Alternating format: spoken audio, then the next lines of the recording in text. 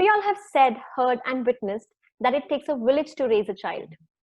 So, how do we mobilize the community and youth to come together and move towards improving the quality of education provided to children? We'll be exploring this further in our next conversation on shared responsibility, empowering community and youth to transform education. And without further ado, I would like to introduce to our next panel. Our first panelist is Ms. Gayatri Nair Lobo, who's the Chief Operating Officer of A.T. Chandra Foundation. She's also the former CEO of Indian School Leadership Institute and former Chief Operating Officer of Teach for India. She brings in a wide range of experience from strategy consulting to scaling solutions across diverse organizations. Our second panelist is Mr. Nageshwar Panchal, who's co-founder of Mera Gaon Meri Duniya. He's a poet at heart and an entrepreneur by profession. He's passionate about building sustainable villages through decentralized leadership models. And our third panelist for the day is Mr. Vikash Kumar, who's the co-founder of Karunodaya Foundation. He's a mechanical engineer and also worked as an assistant professor at NSIT in Bihar. He set on the journey of starting his own organization to ensure that every child has access to minimal learning. I would now like to welcome all our panelists, and without any further delay, would request Nageshwar to commence the session by sharing his insights on the significance of a community-based approach and experience of working with the youth. Over to you, Nagesh. शुक्रिया पूनम, इतने खूबसूरत तरीके से आपने हमारा परिचय कराया। Thank you so much and thank you so much एडुमेंटम हमें इस तरह का प्लेटफॉर्म देने के लिए जहाँ पर हम अपनी बात रख सकें और ऐसे लोगों से बात कर सकें जिन्हें हम इस फील्ड में हमसे ज़्यादा एक्सपीरियंस है। गुड मॉर्निंग, मेरा नाम नागेश्वर पांचाल है और हमारी संस्था का नाम मेरा गाँव मेरी दुनिया है। इसका मतलब होता है my village is my world. हम मध्य प्रदेश के गाँव में युवाओं के साथ मिलकर गाँव की शिक्षा का स्तर बेहतर बनाने के लिए काम करते हैं और हम देखते हैं कि वर्तमान में कोई भी बड़ा बदलाव या स्थायी बदलाव बिना कम्युनिटी और युवाओं के संभव नहीं है। वर्तमान हालात में अगर आप गांव को देखेंगे तो पाएंगे कि गांव का जो सबसे स्किल्ड युवा है वो अपने गांव से माइग्रेट कर जाता है अहमदाबाद, बेंगलोर, चेन्नई।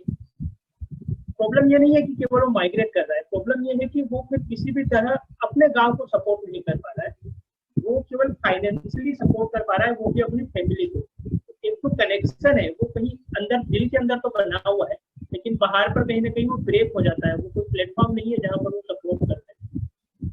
कैसे हम गाँव के युवाओं के साथ काम करते हैं और एक ऐसा इकोसिस्टम तैयार करते हैं जहाँ पर ये युवा अपने गाँव को एजुकेशन के बेहतर बनाने के लिए काम कर सके।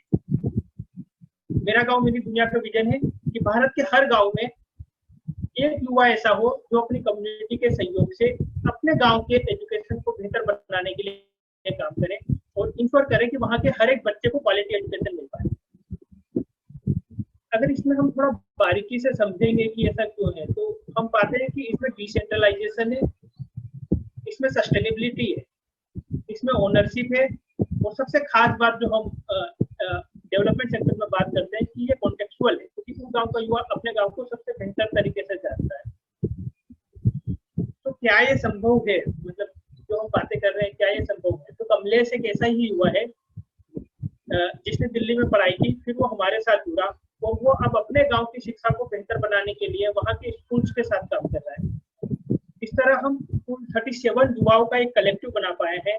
11 स्कूल में हम 745 बच्चों के साथ अभी तक काम कर पाए हैं उनकी एजुकेशन को बेहतर बनाने के लिए। तो ये युवा हमसे जुड़ते कैसे और ये काम कैसे होता है अगर मैं उनसे देखूं तो ये युवा टीचर, स्कूल लीडर और कम्युनिटी के साथ काम करते हैं। तो युवा सबसे पहले अपने खुद के बदलाव को लेकर हमारे साथ जुड़ते हैं। उनमें 3 चीजें होती है कि आप खुद को कैसे समझते हैं, दूसरा होता है कि आप समाज को कैसे समझते हैं, तीसरा होता है कि आप सिस्टम को कैसे समझते हैं।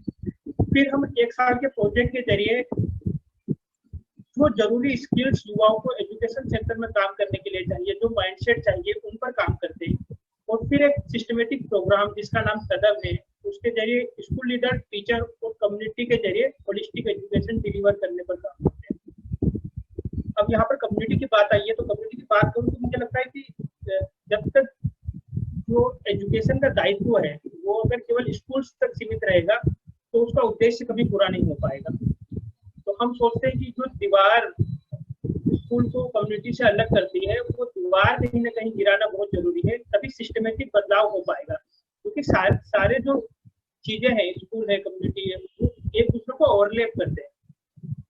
तो जैसे स्कूल ट्रांसफॉर्मेशन का जो पहला पार्ट है, हम जो स्कूल ट्रांसफॉर्मेशन प्रोग्राम करते हैं, उसमें हम बात करते हैं कि बच्चों से कैसे कनेक्शन बिल्ड किया जाए। तो हम वो ना केवल टीचर्स के साथ करते हैं, बल्कि हमारा मानना है कि हम वो पेरेंट्स के साथ भी कोशिश करें कि कैसे बच्चों से कनेक्शन बिल्ड किया जाए। वरना जैसे ही बच्चा स्कूल से घर जाता है और वापस चीजें वहीं की वहीं आ जाती है।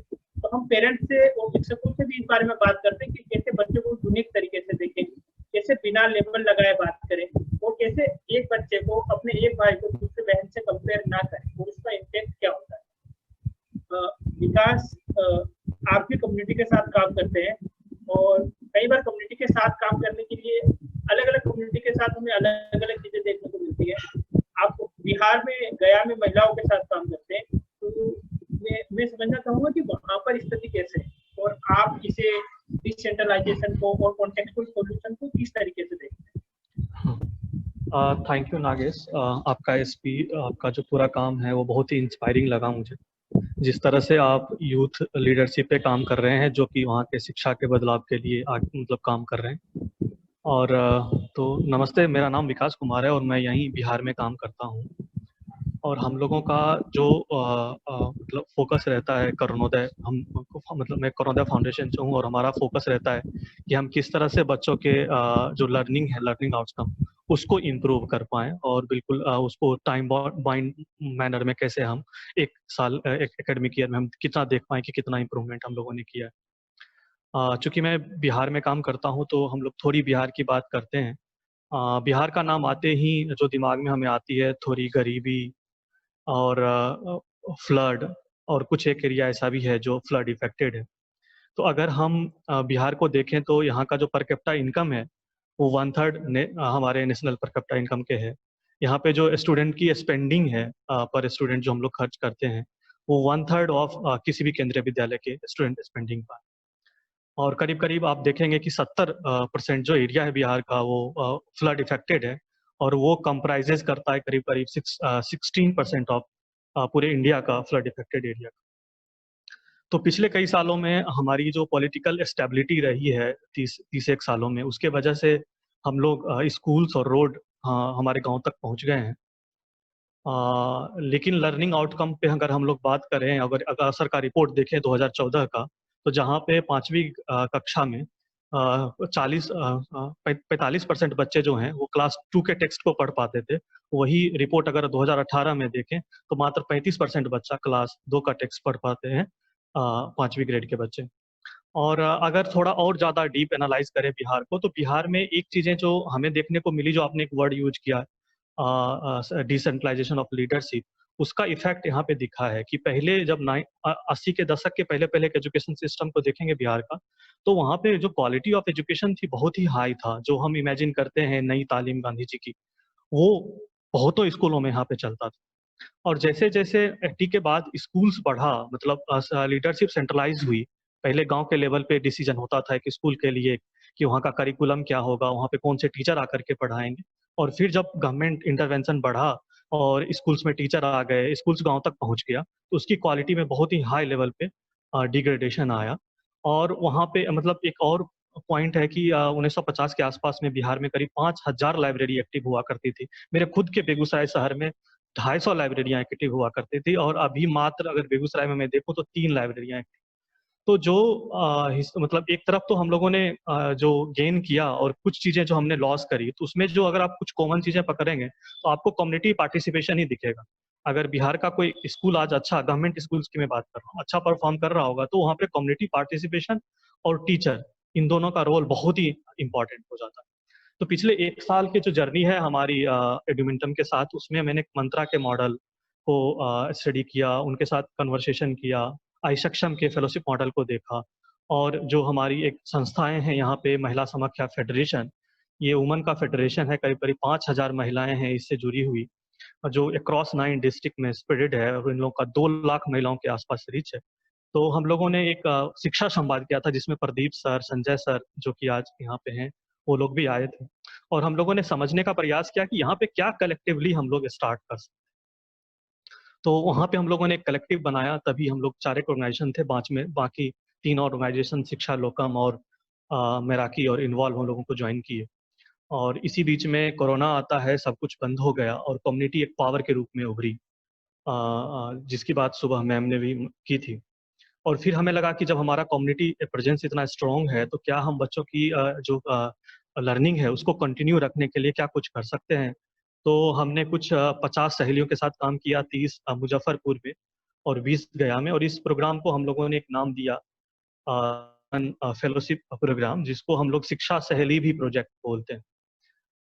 इसमें हम लोगों ने सर्वे किया, करीब 6000 फैमिली का हम लोगों ने सर्वे किया और हम लोगों ने अंडरस्टैंड किया कि वहाँ पे जो स्मार्टफोन है उसका रीच बहुत ही मिनिमम है, मतलब लेस देन 20%, और जिनके पास भी है नेटवर्क इश्यू बहुत ज़्यादा है। और गार्जियंस चाहते थे कि हमारे बच्चों की लर्निंग जो है वो कंटिन्यू रहे क्योंकि स्कूल्स पूरी तरह बंद है। तो फिर हम लोगों ने कम्युनिटी के साथ ही कन्वर्सेशन बिल्ड किया, तो उन्होंने बोला कि एक काम करता हूँ कि मेरे पास पंचायत भवन है, पैक्स भवन है और स्कूल की बिल्डिंग है। एक काम करो कि तुम 5-5, 10-10 के गुच्छे में हमारे बच्चों को पढ़ाओ और जो कोविड का प्रिकॉशन है वो लो करके हम लोग चले। इस तरह से हम लोगों का काम स्टार्ट हो गया। हम लोग सहेली जो हमारे 25 थे उनको हम लोगों ने जूम के थ्रू ट्रेनिंग शुरू कर दी, व्हाट्सएप के थ्रू लिंक भेजना शुरू किया और इस तरह से हम लोग करीब 700 से 800 बच्चों तक हम लोगों ने रीच किया। और हमारा इस काम का पूरा एक पर्पस तो यही है कि आपके पर्पस से बहुत ज़्यादा मिलता हुआ है नागेश, कि हम ग्रास रूट लेवल पे जो है कम्युनिटी लीडर्स बनाना चाहते हैं और ग्रास रूट पे भी, रूरल जगह पे भी हम लोग लर्निंग आउटकम जो है बच्चों का वो इम्प्रूव करना चाहते हैं और हम पूरे प्रोसेस में पेरेंट का एंगेजमेंट उन पे ध्यान देते हैं, जो कि बाद में जाकर के ये सहेलियां जो कि इक्विप्ड होंगी कंटेंट पे, पेडागोजी पे, वो जाकर के पंचायत बॉडी के साथ अभी से जुड़ाव उनका अच्छा है और बाद जब स्कूल्स खुलेंगी तो हम लोग स्कूल मैनेजमेंट कमेटी के साथ भी वहाँ पे काम कर रहे हों। तो इस काम का जो पूरा इम्पैक्ट अगर हम लोग देखें तो 3-4 लेवल का हम लोगों ने इम्पैक्ट देखा। एक तो पहले सहेली के लेवल पे कि जो उनकी लीडरशिप क्वालिटी और आइडेंटिटी बिल्डिंग का काम हम लोग कर रहे थे, उसमें हम कुछ हद तक सफल होते हुए दिख रहे हैं। जब उनके रिफ्लेक्शन सर्कल्स में उनसे हम पूछते हैं तो वो खुद बोलते हैं, मतलब एक ट्रेनिंग का मैं एक सीन बताता हूँ जहाँ पे मतलब 50 लोग थे ट्रेनिंग में और एक सहेली ये बोल के रोने लगी कि हमें पहली बार ये महसूस हुआ कि हमारे अंदर भी कुछ ऐसा इम्पोर्टेंट चीज है जो इस समाज को दे सकते हैं और समाज बदले में हमें उस इज्जत की निगाह से देखेगा। And all start weeping. मेरे टीम से भी लोग यहाँ होंगे जो उस ट्रेनिंग सेशन में थे और वो बोलते हैं कि हमारी जो लाइफ है रूटीन लाइफ हो गई है। हमारी एक दीदी ने पूरा का पूरा एक रीड अलाउड का पूरा सेशन लिया 20 मिनट का बाकी सहेलियों के साथ, और बहुत ही ज़्यादा एक्टिव हो गई जूम ऐप पे, शिक्षा लोकम के समीक्षा और बौद्ध ऐप को यूज करने में, व्हाट्सएप को यूज करने में। और चिल्ड्रन लेवल पे देखें तो लर्निंग आउटकम जो है अभी तो हमारा चूंकि 4 महीने का काम है, इतना हम लोगों ने बेसलाइन किया है, लेकिन अभी हमने कोई मिड लाइन सर्वे नहीं किया, बट हम फोटो से देख पाते हैं कि किस तरह से उनको कॉन्टेक्चुअल एजुकेशन मिल रहा है। वो गिट्टी, पत्थर, पत्ते, इन सब से सीखते हैं, कुछ काम जो कर रहे होते हैं उन चीजों से वो सीखते हैं। और अगर हम लोग कम्युनिटी लेवल पे देखें तो कम्युनिटी का पार्टिसिपेशन शुरू से ही अच्छा रहा है हमारा, क्योंकि उन्होंने इस काम को पूरा आगे किया। और फिर जो हम लोग अगर ऑर्गेनाइजेशन लेवल पे देखें तो ऑर्गेनाइजेशन लेवल पे हम लोगों का बहुत ही क्रॉस लर्निंग हुआ, इस 7 ऑर्गेनाइजेशन मिलकर के जो हम लोगों ने काम किया है। और एक दूसरे के प्रति एक म्यूचुअल रिस्पेक्ट बना और एक काम करके एक रिलेशनशिप जो है स्ट्रॉन्ग बिल्ड हुई इस 7 ऑर्गेनाइजेशंस के बीच में। और हम लोगों खास करके अरुणोदय का अपना एक डेवलपमेंट हुआ कि हमारा ऑर्गेनाइजेशन का स्ट्रक्चर बिल्ड हो गया, हम ऑपरेशंस में अच्छे हो गए, हमारी टीम बिल्डिंग हो गई।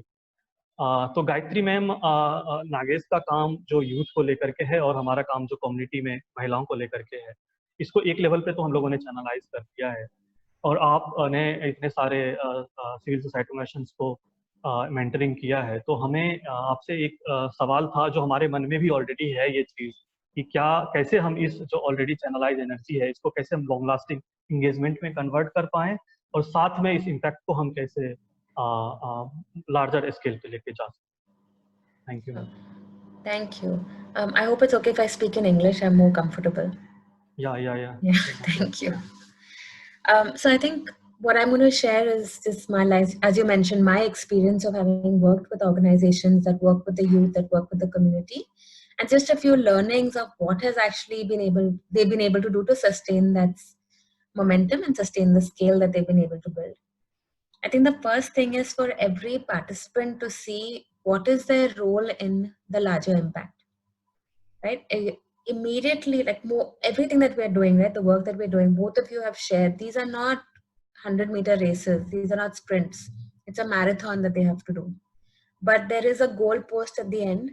And on the way, there are many milestones that they'll cross, right? If you think of a marathon, the first kilometer you run itself is hard. And if you can show that, okay, we've crossed this much, we have, 41 to go. So actually creating those milestones so they're able to see the progress towards the larger goal and see their role in that. कि मैं एक महिला हूँ बिहार में आपकी community में, the work that I do specifically, how is it adding up? And that is something that will keep me inspired to keep going. अभी जो एग्जाम्पल आपने शेयर किया है, इट्स वेरी ऑब्वियस कि उन्होंने खुद देखा है इम्पैक्ट, इसलिए तो आंसू बह रहे थे. पर every day is not going to be like that, right? कुछ दिन ऐसे होंगे जो यू ब्रेक योर हेड लेकिन कुछ हो ही नहीं रहा है. And how do you still keep going because you know there is longer term impact that you're going to make. That is something for that. It's important for you to be able to show them and help them see what that is. Second thing is they need to stay relevant. They need to feel that they're still relevant. ऐसे नहीं कि right now I need you as a member of my community or as a youth member in my village and therefore I'll work with you. Tomorrow your work is less relevant, so I'll start, move on from there.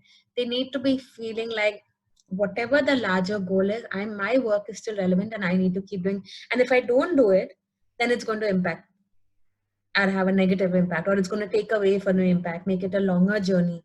And therefore I need to keep doing what I'm doing, even if I'm a small drop in the larger ocean. And for me, the third thing is as individuals, and I think this is true for everybody on this call and not just our youth and communities, but for each one of us, we need to keep learning. You need to keep learning. You need to keep getting more knowledge to do your work better, but also to grow as an individual, right? So how do you have regular sessions with them where they can step back and say, "Itna jo kaam kiya hai maine, what has been my growth in that?" Right? So if I've done work with so many children in my village in Bihar as a woman community member. Great, I've made impact on the kids. How have I grown in this process? Right? And what skills, or sometimes it's difficult for you to realize on your own unless there are specific spaces to step back and reflect on that. So as a leader of these organizations, I think it's important for you to create those times in your journeys for people to be able to reflect and keep learning. And that will also help you as an organization hear from them. So it's not just you saying, you need to follow these instructions and do.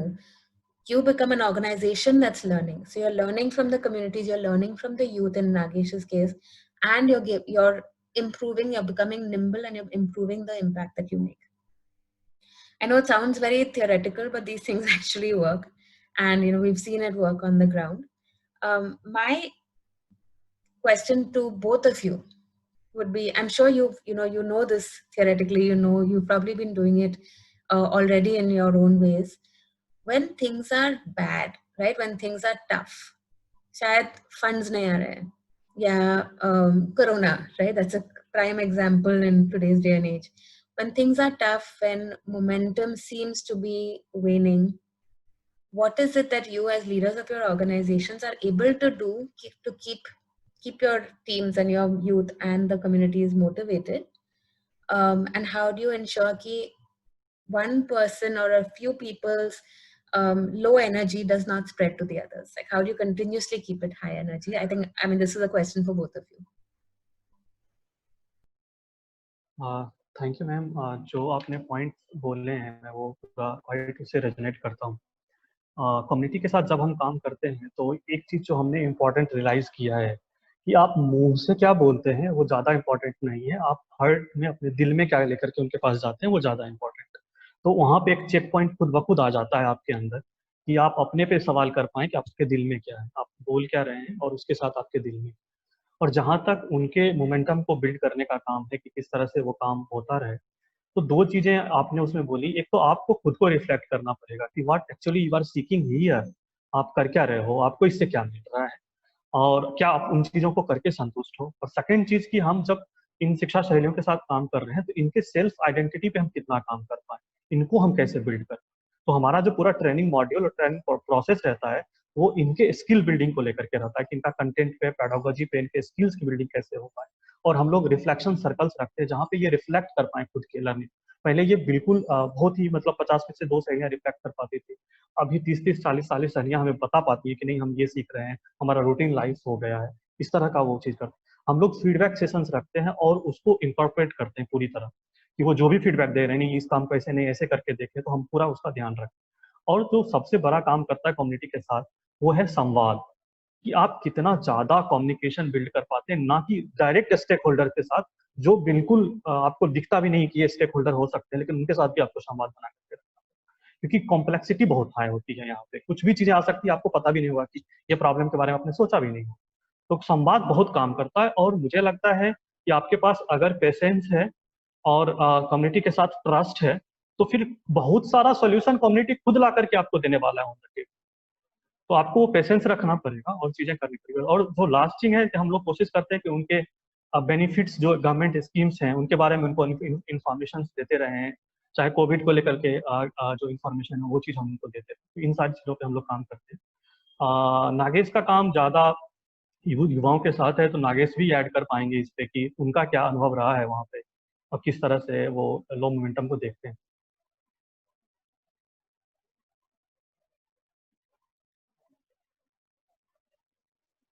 Nagesh आप call पे हैं क्या?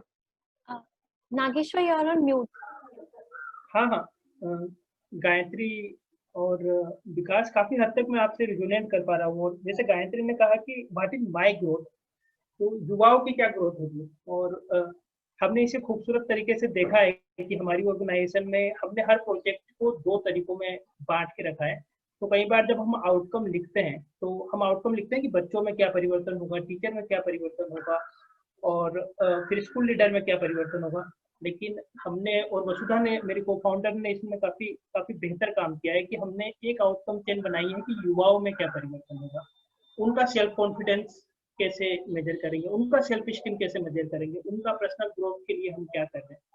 तो वो हमने शुरू किया है। तो एक संस्था के रूप में ये सवाल हमने शुरुआती स्टेज में ही खुद से पूछा है, और शायद विकास आपके लिए भी रहेगा कि जिस कम्युनिटी के जरिए हम बदलाव करना चाहते हैं, जिन युवाओं के जरिए हम बदलाव करना चाहते हैं, उनके बदलाव के लिए हमारी क्या प्लानिंग है।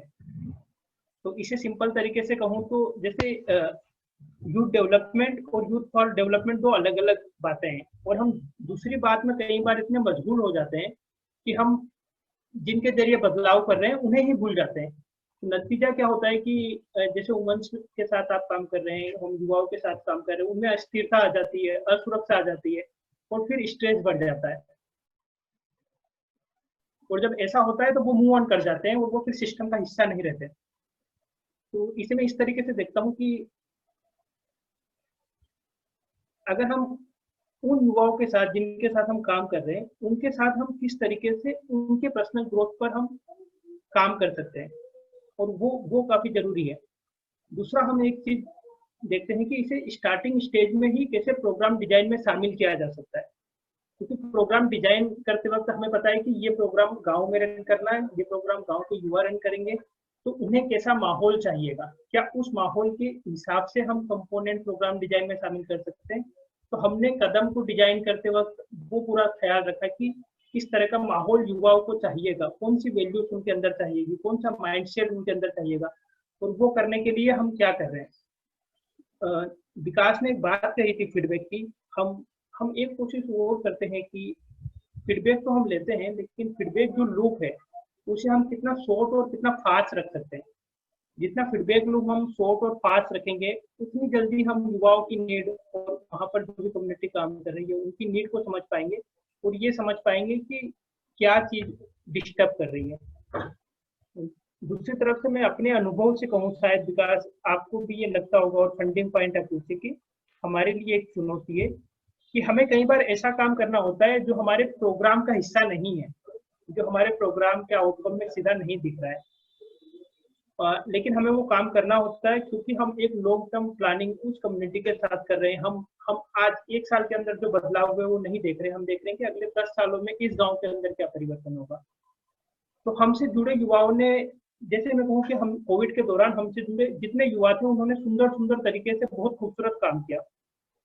एक युवा ने गांव में लाइब्रेरी बनाई, किसी युवा ने गांव में मोहल्ला स्कूल शुरू किया, एक युवा जो हमारे प्रोग्राम का हिस्सा था उसने राजस्थान और उत्तर प्रदेश के सारे कॉर्पोरेट ऑफिस से, एक कंपनी के सारे कॉर्पोरेट ऑफिस से प्लास्टिक के ग्लास को रिप्लेस कर दिया, प्लास्टिक के ग्लास का यूज करना बंद हो गया। और ये बदलाव इसलिए संभव हो पाया क्योंकि ये अंदरूनी बदलाव युवाओं के अंदर आया, मतलब वो किसी प्रोग्राम का हिस्सा नहीं था, वो रिपल इफेक्ट है।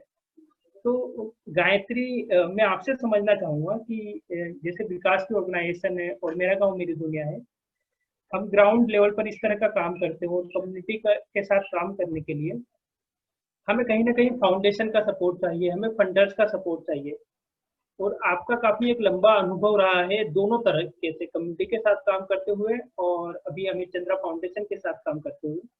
तो हमें किन बातों का ख्याल रखना चाहिए जब हम फाउंडेशन से इंगेज करें या हम फंडर से इंगेज करें, तो हमें किन किन बातों का ख्याल रखना चाहिए इंगेज करते हुए?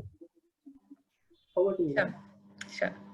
So I think one thing to remember is that funders want to be engaged honestly, right? So ऐसे नहीं कि only share the good picture. That's great. Everybody, even as a funder, I'll be very happy if my NGO that I'm supporting is doing well. But it's not realistic, right? कि 100% of the time, 100% आपके सब programs अच्छे चल रहे हैं, आपको funding के अलावा और कुछ support नहीं चाहिए. I mean, if that is the case, then hats off to you. But having been on the other side, I know that's not possible. Right? Having worked with schools, I know there are some school leaders who are doing a brilliant job, but there are many of them who are skeptical. So I think putting both my hats on, having worked in an NGO and run an NGO as well as having now being on the funder side, I think share your struggles. कि ये अच्छा चल रहा है लेकिन इस community में या इस गांव में या इस लीडर्स के साथ, whatever work you're doing, here is where I'm struggling. Right? That's one. Two, I think जितना भी आपके पास डेटा है, make it into a way that is understandable. Do analysis on it. Get help. Your funder can also help you. I think one of my toughest funders when I was at ISLI, but also the best funder, asked the most questions that even I used to look at the data and say, wow, I never thought about that. So every meeting with this person used to make me feel energized because I've now got more questions to go back and figure out. And that's how I feel a really good relationship works, right? ऐसे नहीं कि the funder is going to stop funding you because this year you've not met your goals. If you go at the end of the year and say, yeah, my student impact is lower, then yes, they're going to ask, why didn't you tell me anything until now? Right? But if you've been in regular touch with your funder saying that in these particular schools, this is the issue I'm facing, their expectations are also managed, but they can also perhaps come to you with solutions, right? They are working across different NGOs where there might be something that's useful to you, some things that are not, but if you have an open dialogue, that helps. That's the first thing I would say. Second thing I would say, so engage with numbers and educate your funders. Right? As a funder, if I'm looking at 17 different organizations, it's very easy for me to stay superficial and not get into the depths of it. I'm just hearing your own organizations in the last 5 minutes and I'm sure this is true for all the participants on the call also. It's been hugely inspiring. Right? In your own ways, you've been able to bring about so much change. Now, as a funder, it's important to not only be inspired, but to also understand, get educated about what are the things that you're doing, how are you making that change, share things that you're happy to share with other NGOs so they can follow. I think that would be the essence of the recommendation I would give you. Make it a partnership. Don't make it a power dynamic. If funder ke paas paisa hai, so they are more important. I'm doing the work, which is in my mind, it's the other way around. most important is the community, is the I know people don't like the word, but the beneficiary, right? That is the most important person in the equation. The funder is actually doing the easiest job of writing a check. So don't go with the feeling ki my work cannot sustain if I don't get this funder convinced. Go with the mindset that together we can make this change. That, I mean, having been on both sides, I can say this with confidence and not just from a with a funding hat on. I think it's very important to see it as a partnership and not as a hierarchy of power.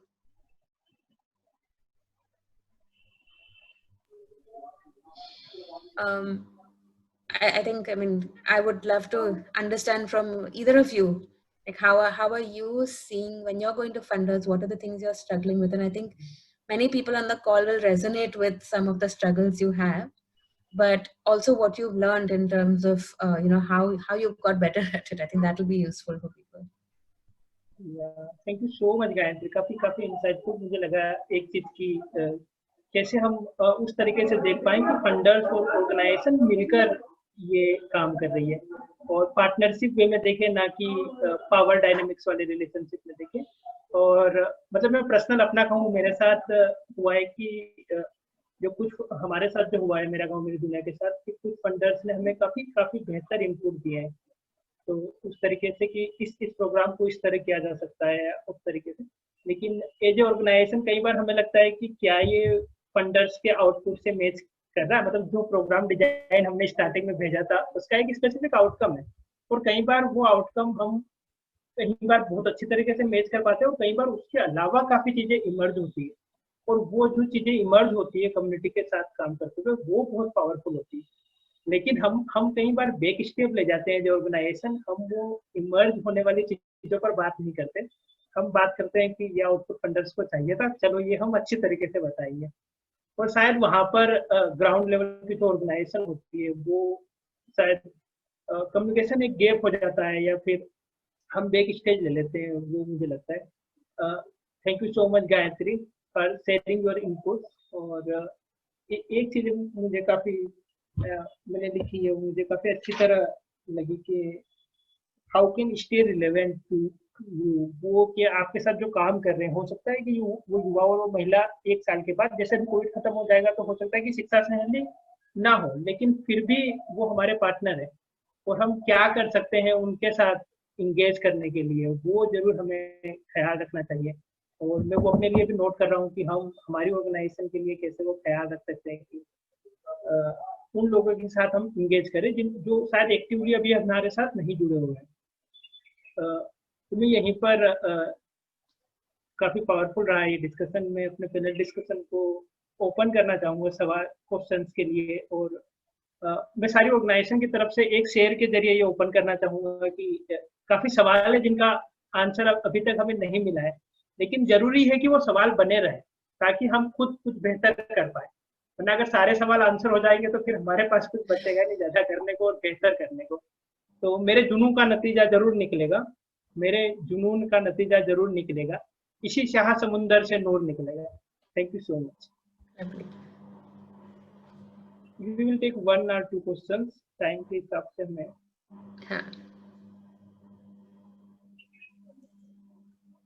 I think there's one question from Chandni. In your experience, what are the key elements to inspire youth? I think, I don't know if it's a key element, but I think what I've noticed is complete honesty, being open. I heard a very interesting person speak about a youth college that they started in Africa. And he said everything was going well. He had fabulous feedback.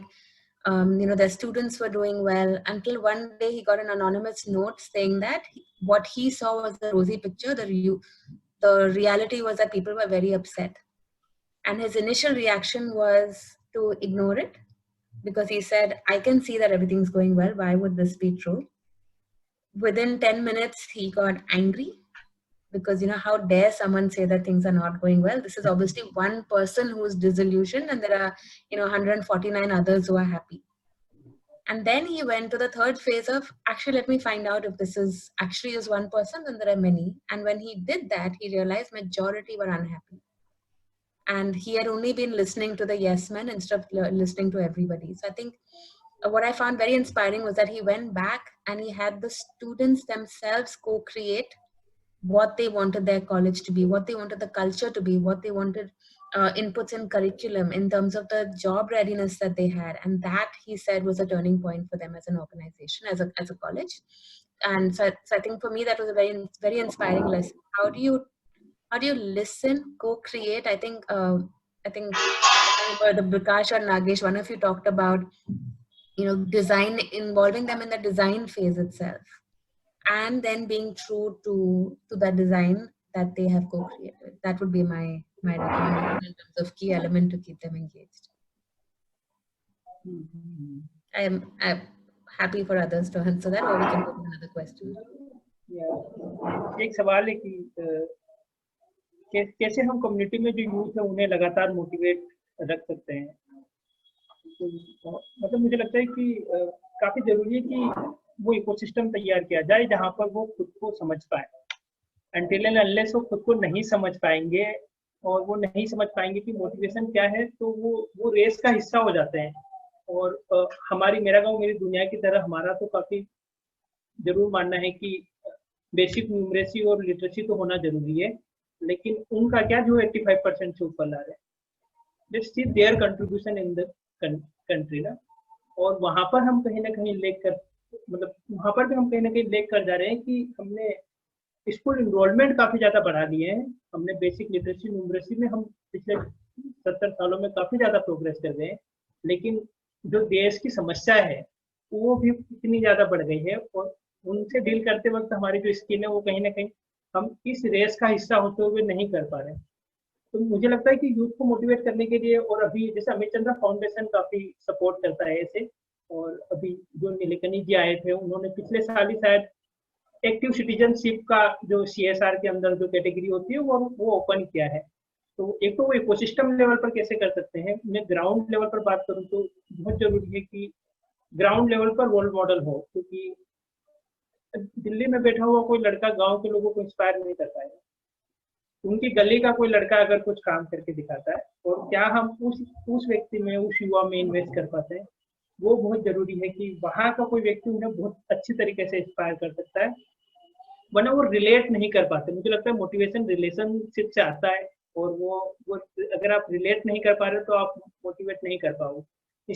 वो रहेगा थोड़े दिन, inspiration रहेगा कि हाँ मुझे अमिताभ बच्चन जैसा बनना है, लेकिन वो अंदर से नहीं आएगा। फिर मुझे उस तरीके से लगता है। विकास, आपका क्या ख्याल है इस मामले में? मुझे लगता है कि जो शायद शालिनी का ये सवाल था कि यूथ और जो भी महिलाएं हैं जो इनके साथ हम लोग काम करें कम्युनिटी के साथ, उनको सोशल वर्क को लेकर के खास करके किस तरह से वो देखते हैं, मतलब ये बहुत ही इम्पोर्टेंट सवाल है। कि मुझे लगता है कि जो एजुकेशन सिस्टम है ना, वो कहीं ना कहीं हमें एक बहुत ही मतलब क्या कह सकते हो, बिना समाज को बिना जाने आगे बढ़ाने की कोशिश करता है। मतलब मुझे नहीं लगता कि आप क्लास में जाते हो और वहाँ पे ये आपको पढ़ाया जाता होगा कि इस समाज में दलित भी हैं, इस समाज में मुस्लिम भी हैं और इस समाज में बाकी लोग। तो हमारी एजुकेशन सिस्टम जो है वो हमें कुछ खास चीजें ही देती है और वो कहीं खास जगह ले जाने की कोशिश करती है, हमें अपने ही आसपास की चीजों को रियलाइज करने नहीं देती। तो शायद अगर वो रियलाइजेशन अगर एजुकेशन नहीं क्रिएट करेगा, तो जो मैम आज सुबह भी बात कर रही थी और कम्युनिटी एम्पावरमेंट का, तो एम्पावरमेंट का क्या मतलब होगा कि हम अपने आसपास की चीजों को जाने। आप देखें कि गांव में भी जाइएगा तो वो नेशनल इश्यू की बात करते हैं क्या मैं, और लेकिन उनका स्कूल टूटा पड़ा हुआ है, स्कूल में किताब नहीं है, बच्चे आ रहे हैं उनका बैग फटा हुआ है, टॉयलेट नहीं है। तो आपको ये देखना पड़ेगा कि हम अपने लोकल इश्यू के बारे में कैसे पूरी कम्युनिटी को अवेयर करें और उसको वो एक इश्यू बना पाए। मुझे लगता है कि वो बहुत जरूरी होगा। शायद हमारे काम का एक बड़ा पर्पस ये है। इस पे मैं चाहूंगा गायत्री मैम भी उनका क्या फीडबैक है इस पे, कि मतलब किस तरह से वो सोचती हैं। I think question काफी tough है but I think what you said is absolutely right. If you don't fix your immediate surroundings, what your constituents are, then how are you going to start changing things at the country level, right? So I think it's very important for people to realize कि one change हो सकता है, right? As Nagesh said, हमारे गांव का लड़का और लड़की have been able to achieve certain things. This is possible. Or neighboring gaon mein, somebody that they can associate with, right? Everybody doesn't have to be a story of national success. But if you can transform your village, if you can transform your community, and you can do it on your own, right? You're not necessarily with any external support. Funding, yes, of course, that's always helpful and that's always going to make a bigger difference. But if you have been able to instrumental in bringing that funding, then even better, right? If you have been able to access government schemes that you're eligible for, but you weren't earlier doing that, but then as a community you have been able to through your panchayats or whatever or your whatever means, but you're able to bring about that change. I think that's hugely inspiring to see for future change and for others to replicate and do in their own communities and villages as well. Thank you so much. Sorry, Gayatri, आप complete कर रहे हो? No, I was just going to say, I think we've answered all the questions. या मतलब काफी सवाल है, लेकिन हम उन्हें ऑफलाइन ले सकते हैं, मतलब हम लोग फिर बाद में बात कर सकते हैं कि क्या और भी ऑर्गेनाइजेशन जो हमारे साथ एडुमेंटम के साथ जुड़ी हुई है वो उन सवालों का जवाब दे सकती है. तो thank you so much Gayatri, काफी इंसाइटफुल रहा. और जो आपके दोनों तरह के एक्सपीरियंस है, कई बार वो काफी पावरफुल होते हैं कि हम सिक्के के दोनों पहलुओं को देख पाए, वरना हम हमारी तरफ से एक ही सिक्का, हमें लगता है कि वही शोले का सिक्का हो गया, एक ही चीज आ रही है बार बार. और विकास, थैंक यू सो मच. आपने जो ग्राउंड पे जो एक्सपीरियंस शेयर किए वो मेरे लिए वो विटनेस करना काफी, शायद ऑडियंस के लिए भी बहुत इंपॉर्टेंट, बहुत पावरफुल रहा होगा. Thank you so much for sharing space with us. Over to you Parul. Thank you. My pleasure to be here. Thank you. Yeah, thank you, ma'am. Thank you so much, all of you, for such an engaging discussion. It's very important to see community and youth as integral to any change process, and this discussion has enlightened us about how this approach can be made more effective.